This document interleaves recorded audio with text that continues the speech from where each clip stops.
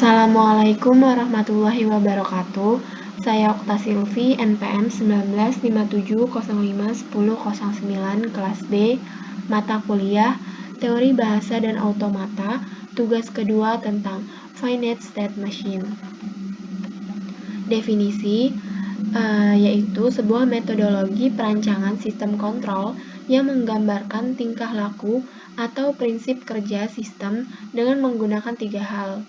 Yang pertama ada state atau keadaan, yang kedua ada event atau kejadian, dan yang ketiga ada action atau aksi.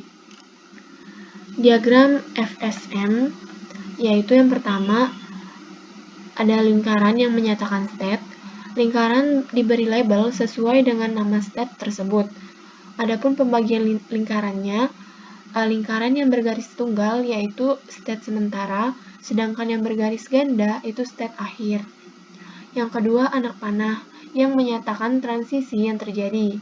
Label di anak panah menyatakan simbol yang membuat transisi dari satu state ke state yang lain. Satu anak panah diberi label start untuk menyatakan awal mula transisi dilakukan. Nah, diagram tersebut itu memperlihatkan dua buah state yaitu S0 dan S1 dan dua buah input E1 dan E2 serta dua buah aksi yaitu A1 dan A2. Output yang berbeda seperti pada gambar, ketika sistem mulai dihidupkan, sistem akan bertransisi menuju state 0 atau S0. Pada keadaan ini, sistem akan menghasilkan action 2 atau A2 jika terjadi masukan E2 atau event 2. Sedangkan jika terjadi E1, maka A1 akan dieksekusi, kemudian sistem selanjutnya bertransisi ke keadaan state 1 dan seterusnya. Nah, di sini ada kelebihan dan kekurangannya.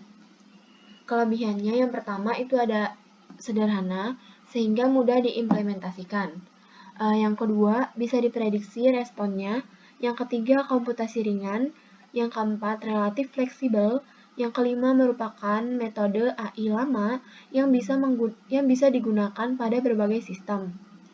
Yang terakhir, mudah ditransfer dari abstrak menjadi kode program. Kemudian ada kekurangannya, yang pertama itu karena sifatnya bisa diprediksi, maka implementasi pada game kurang disukai. Yang kedua, implementasi pada sistem yang lebih besar, lebih sulit karena pengaturan dan pemeliharaannya jadi kompleks.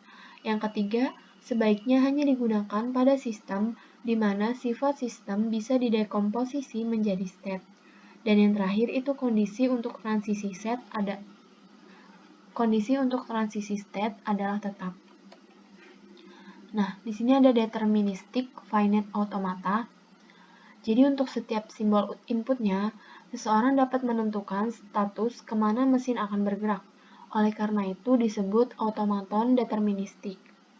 Karena memiliki jumlah status yang terbatas, mesin disebut deterministic finite machine atau deterministic finite automaton. Nah, di DFI ini diwakili oleh 5 tupel, di mana Q adalah keadaan yang terbatas, sigma yaitu kumpulan simbol yang terbatas yang disebut alfabet. Kemudian ada delta, fungsi transisi, di mana delta sama dengan Q dikali sigma sehingga Q. Kemudian ada Q0, adalah status awal dari mana input diproses, dan F adalah himpunan keadaan akhir dari Q. Nah, contohnya seperti ini. Pada DFI, jika suatu state diberi inputan, maka state tersebut akan selalu tepat menuju satu state. Seperti di gambar berikut. Nah, terima kasih. Kurang lebihnya mohon maaf. Wassalamualaikum warahmatullahi wabarakatuh.